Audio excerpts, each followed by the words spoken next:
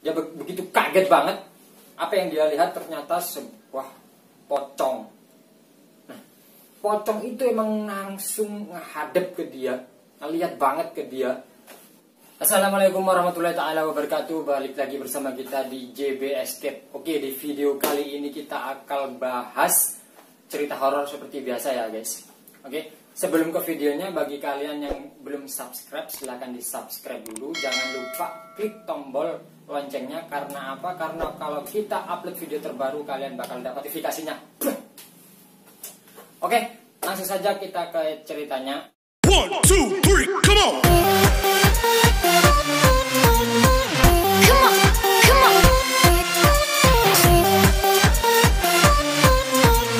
Berawal dari cerita masyarakat setempat, nah sebut saja itu di suatu desa.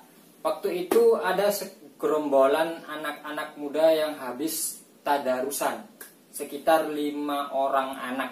Mereka semuanya biasanya sehabis tadarusan mereka bakalan tidur di musola, karena kebetulan waktu itu masih musola, dan pulang waktu sahur. Ketika jam 2 mereka bangunin sahur, orang-orang atau warga baru mereka pulang buat sahur. Nah, kebetulan di cerita ini waktu itu memang betul waktu bulan Ramadan. Ketika itu anak-anak sehabis sholat taraweh mereka semuanya tadarus sampai jam 11 malam. Kan merencanakan tidur di masjid waktu itu.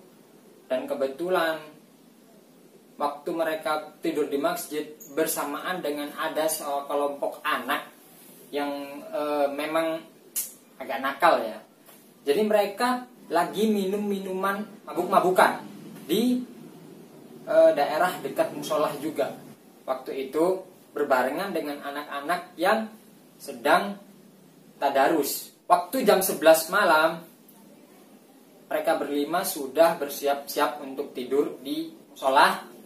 Ketika itu lampu sudah ada yang dimatikan, jadi menyisakan lampu di halaman musola, dan di dalam musola.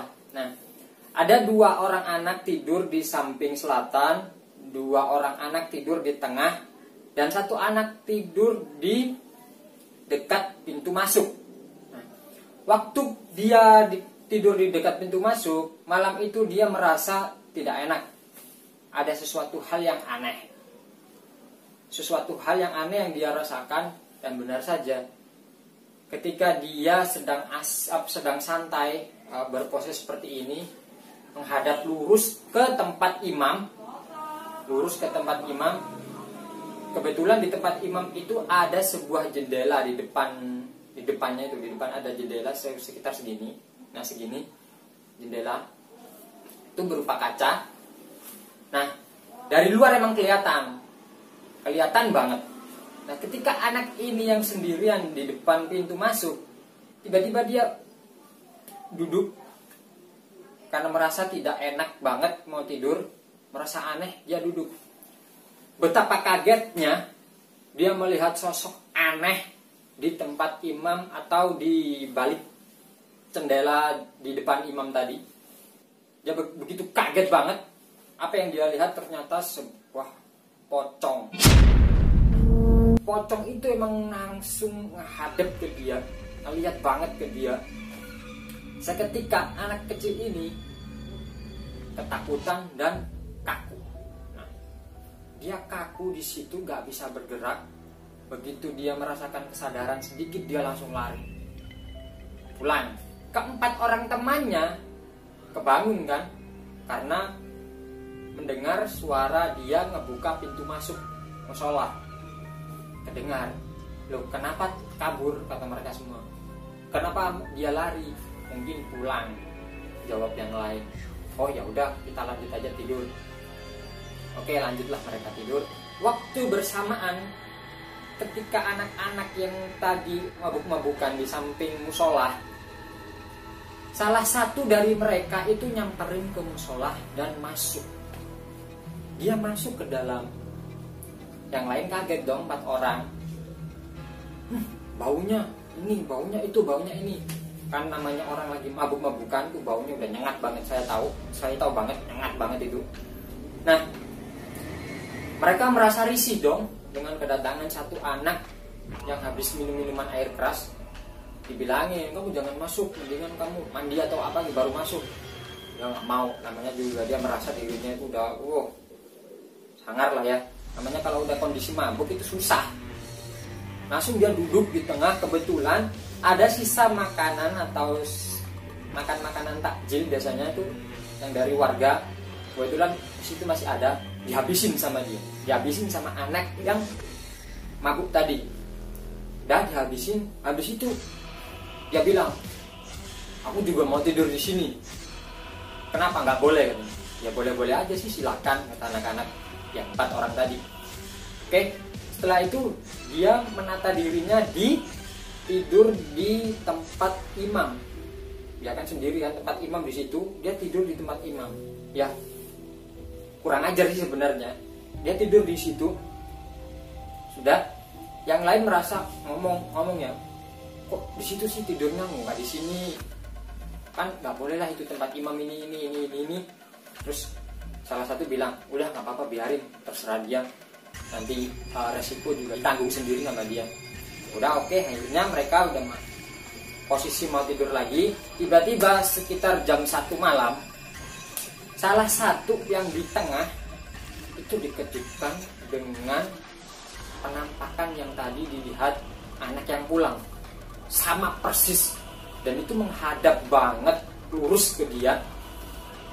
Pocong itu menghadap banget ke dia. Posisinya udah kayak berhadap-hadapan gini. Betapa kagetnya dia itu. Yang satunya ngelihat, maksudnya yang dia kan 2 orang. Yang satunya ngelihat temennya lagi tegang, kaku, takutan kan. Loh, kenapa? Akhirnya disadarin gitu, diginiin terus. Akhirnya sadar. Terus mereka kabur tanpa ngomong yang 2 orang tadi.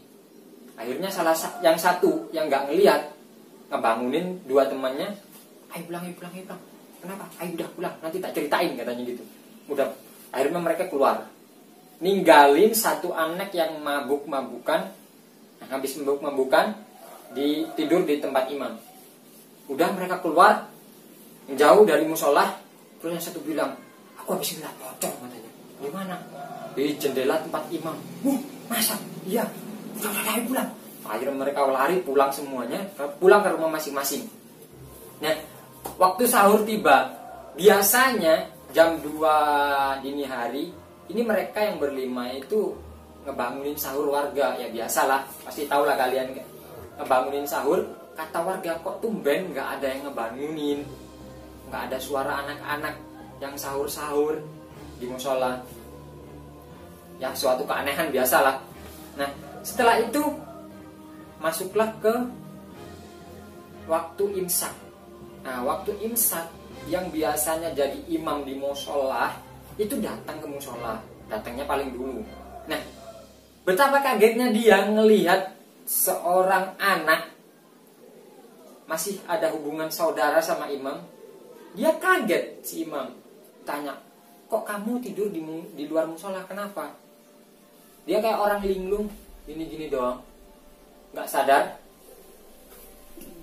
Didiemin bentar sama si imam. Terus pas dia sadar ditanya lagi, kamu kenapa tidur di sini? Terus dia jawab, si anak yang mabuk, aku tadi sih tidur di dalam, katanya. Tapi aku kayak mimpi, aku tuh digotong sama 2 orang pakai baju serba hitam, mukanya nggak kelihatan, baju serba hitam. Aku digotong terus aku dilempar. Terus kamu dilempar kemana? Nggak tahu, pokoknya itu dalam banget. Nah, aku sadarnya sudah dibangunin. Jadi dia dilempar, posisi dilempar itu terjatuh, tapi belum sampai ke dasarnya dibangunin sama imam musolah tersebut. Nah, kata si imam, kamu tadi tidur di mana? Di tempat imam, Pak, katanya. Ya kamu salah sih. Ya mungkin kamu dipindah sama makhluk halus atau jin atau apa gitu. Kemungkinan kayak gitu. Nah, persepsi saya, menurut saya, kemungkinan besar dia memang dipindah sama jin, entah setan, pasti dipindah. Karena mungkin satu, poinnya di sini satu, dia kondisi mabuk. Terus kedua, dia tidur di tempat imam. Nggak boleh lah, tempat imam itu beda lah sama yang tempat makmum yang lain, itu beda lah. Jadi nggak boleh ditidurin gitu. Nah, terus kondisi dia itu mabuk kan, ya posisi mabuk masuk ke musola, rumah Allah lagi suci kan. Orang lagi mabuk masuk situ nggak boleh lah, jangan sampai lah ya. Nah, ini peringatan juga buat saya sendiri dan kalian semuanya.